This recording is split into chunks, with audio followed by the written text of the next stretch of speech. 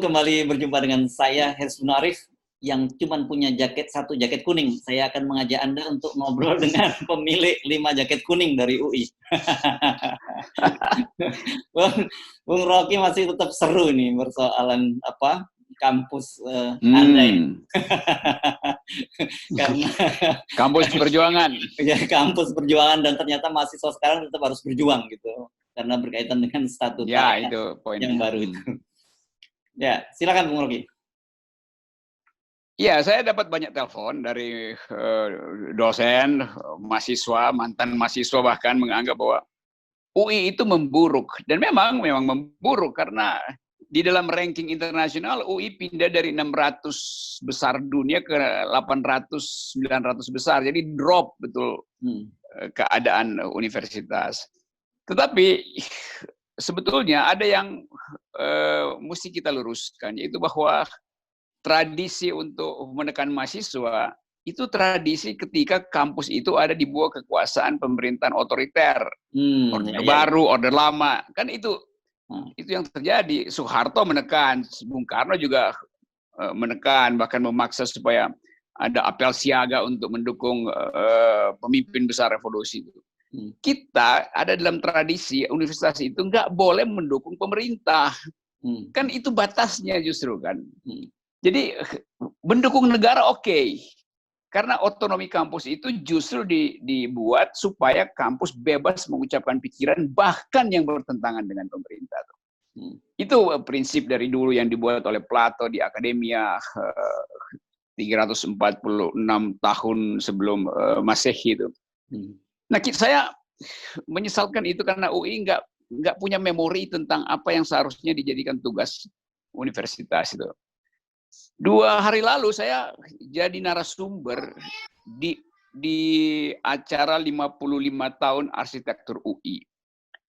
Yang bikin bukan rektor, justru alumni UI bidang arsitektur bikin narasumber untuk satu seminar yang sangat bermutu tentang apakah COVID ini adalah satu tahap dalam evolusi manusia.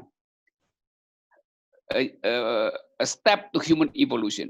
Itu pertanyaan dunia hari ini yang mestinya UI lakukan, rektor lakukan, tapi justru alumni arsitektur yang lakukan.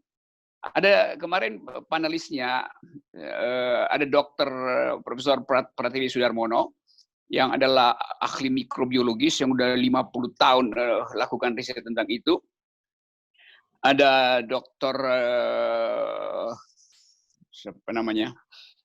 Dr. Simon dari Sekolah Tinggi Diarkara, Filsafat Diarkara, dia membahas tentang hubungan antara pandemi, kepanikan dengan masa depan orang beragama, masa depan keyakinan agama.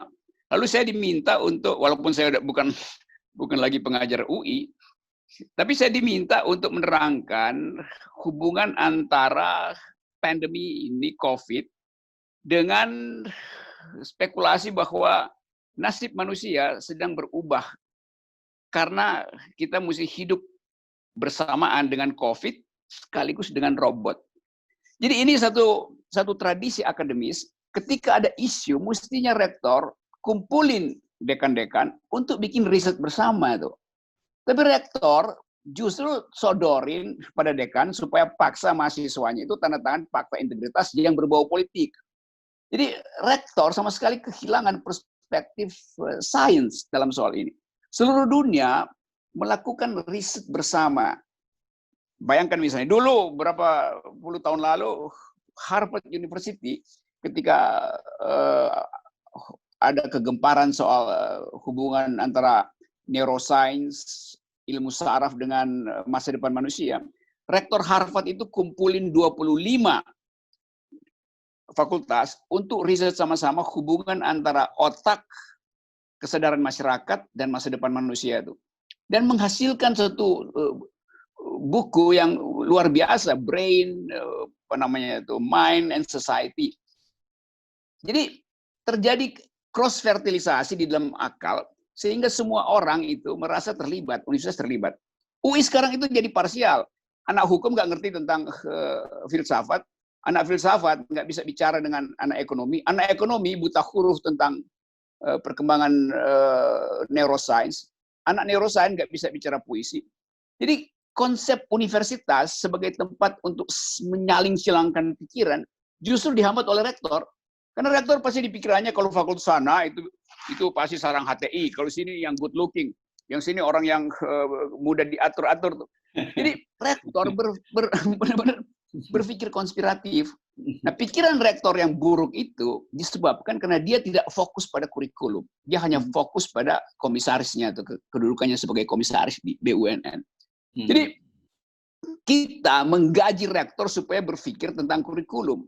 Tapi dia justru menghalangi kurikulum kritis itu jadi pembicaraan sehari-hari di kafe, di pusat kegiatan mahasiswa, di ruang kelas dengan fakta integritas itu.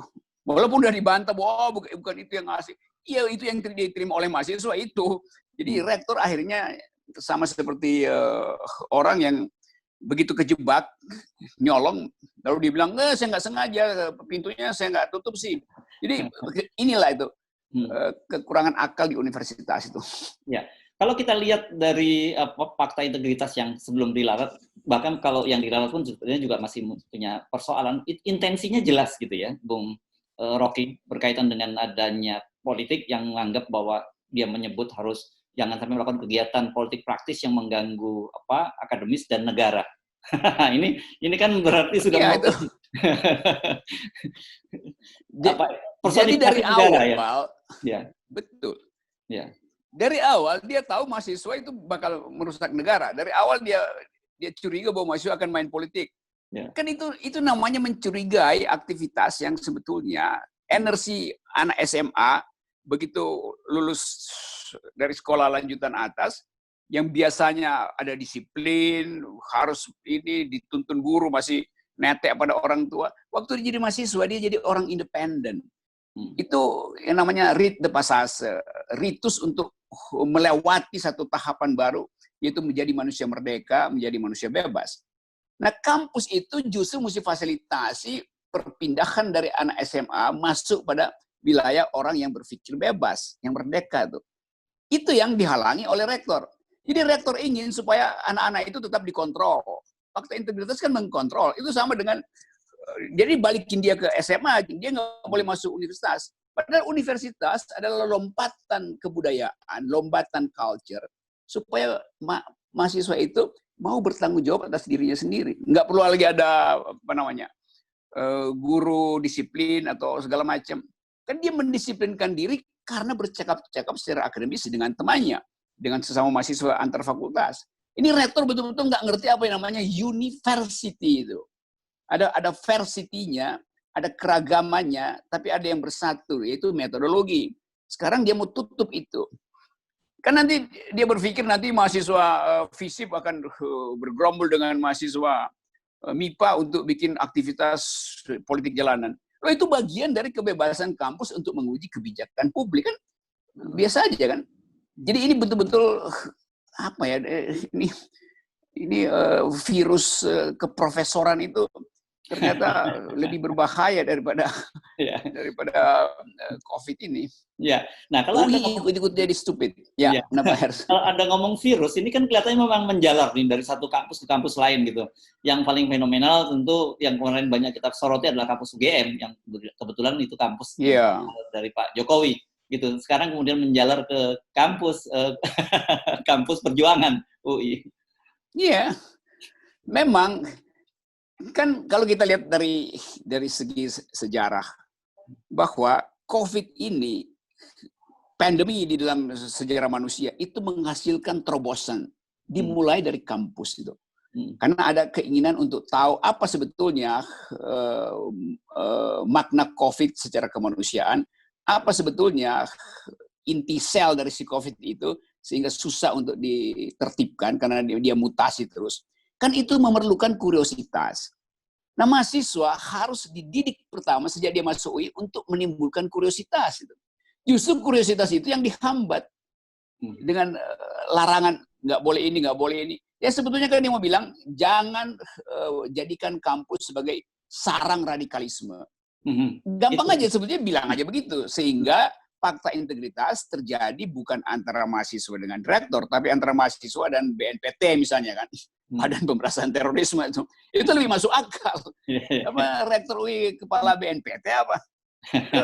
Mesti dia minta ditabok palanya sama kepala BNPT untuk ngambil alih tugas BNPT. Kan begitu kan? Jadi memang ini ekses dari keinginan untuk menjilat itu. Ya, agak ajaib bahwa rektor seharusnya mesti memanjangkan akal, ini memanjangkan lidah itu. Iya, iya. Nah, Anda tadi menyinggung soal bahwa tradisi-tradisi semacam ini terbiasa pada masa-masa otoriter, begitu ya. Nah, di Twitter ini lagi muncul nih salah satu semacam fakta integritas juga pada Orde Lama, itu menjelang akhir masa jabatan Bung Karno tahun 65 itu, yang jadi fakta integritas mendukung Panglima Besar. Oh iya, itu namanya itu ya. Anda sempat baca itu kan? Ada kan fakta integritas kalau nggak salah gitu ya? Iya, di dalam pelajaran sejarah juga kita tahu bahwa seluruh elemen masyarakat dimobilisir untuk mendukung pemimpin besar revolusi penyambung lidah rakyat. Tapi itu kemudian dalam 8 bulan pemimpin besar tumbang gitu. Jadi kita kalau begitu kita setuju juga sih kalau fakta integritas itu diulangi untuk menumbangkan pemimpin kecil. Oke. Nah, jadi memang itu. Jadi memori kita dibawa lagi pada awal-awal tahun 65 menjelang kerusuhan, menjelang perubahan politik drastis. Ya, ini semua tanda. Jadi memori kita dibawa ke situ karena memang sejarah begitu. Kalau kegiatan berpikir merdeka dikendalikan, itu artinya pikiran itu akan cari jalan tikus untuk menghasilkan kejutan. Nah itu kita tinggal tunggu aja kejutannya. Nah BEM sebetulnya bagus betul. BEM UI dia tahu bahwa hak dia sebagai mahasiswa untuk tahu segala soal, jangan halangi dengan fakta integritas. Mahasiswa ingin tahu apakah COVID itu dikendalikan dengan akal pikiran atau dikendalikan dengan akal bisnis oleh presiden. Ya. Itu bukan tidak perlu berorganisasi. Dengan membaca WA Mak-Mak, mahasiswa bisa lakukan itu. Apakah itu pikiran radikal? Memang pikiran radikal. Tapi itu baik untuk membongkar persembunyian dari atau persekongkolan kebijakan di istana. Ya. Jadi kenapa rektor melarang kita mau tahu persekongkolan? Memang persekongkolan kok. Ya. Nah, yang saya dengar jadi rektor bersekongkol dengan istana nih. Ya, yang saya dengar dari para mahasiswa ini agak menarik gitu. Sebelum kemudian statuta itu dicabut diganti dengan pernyataan bahwa mereka katanya BEM itu, terutama BEM Fakultas Hukum sudah membuat kajian gitu. Bahwa namanya fakta integritas itu harus konsens ya. Jadi konsensual hubungannya, harus antara mereka saling melakukan itu. Jadi artinya ketika itu tidak terjadi itu bisa digugat. Jadi mereka minta para mahasiswa harus tanda tanganin aja, tapi ketika terjadi konflik nanti itu bisa digugat begitu. Memang kan semua mahasiswa UI yang belajar pengantar ilmu hukum tahu prinsip itu. Ada pasal yang di dalam KUH Perdata bahwa perjanjian itu ada syarat konsensual, ada objek formalnya. Yang objek formalnya apa? Kita nggak tahu apa objek formalnya, tiba-tiba rektor ajukan nih. Ini objek formalnya adalah soal radikalisme, soal politik. Loh itu kan bukan bagian dari perjanjian. Perjanjian adalah kesepakatan terhadap objek formal. Bagaimana kalau mahasiswa bilang, oke, kita bikin perjanjian, tapi objeknya adalah IQ rektor. Terus mahasiswa sodorkan itu pada dosen-dosen. Terus dosen-dosen tanda tangan. Maka dengan sendirinya rektor mesti dipecat dong. Ya karena kan kesepakatan antar mahasiswa. Karena itu yang disebut perjanjian itu, dia harus didasarkan pada kesepakatan bebas antar pihak. Nah itu yang disebut prinsip pacta sunt servanda itu. Ya. Dalam bahasa Latin itu syarat perjanjian. Ya. Jadi apapun meskipun kemudian ditarik dan kemudian rektorat menyatakan bahwa itu baru draft dan sebagainya, tetapi seperti istilah Anda tadi menyatakan bahwa ini malingnya sebenarnya sudah ketangkep gitu ya. Tidak bisa menghapuskan adanya niat jahat dari si maling gitu. Iya, si maling bilang, saya baru draft kok, saya baru draft mencoba-coba kuncinya yang mana yang bisa bongkar itu. Terus ketangkap, dia enggak, ini saya cuma coba-coba nih, masih draft. Padahal dia udah lakukan, intensinya udah terjadi dalam hukum pidana, udah terjadi itu karena ada intensi buat merampok, buat menipu, buat menyembunyikan kejahatan. Oke, kita lihat apakah kemudian pernyataan ini juga akan dicabut kembali gitu ketika serangan masih berlanjut. dan dia akan terjebak lah itu, rektor terjebak itu. Rektor ya. menjebakkan diri karena ambisinya itu terbaca oleh BEM. Oke, terima kasih Bung Rocky. Oke, sip.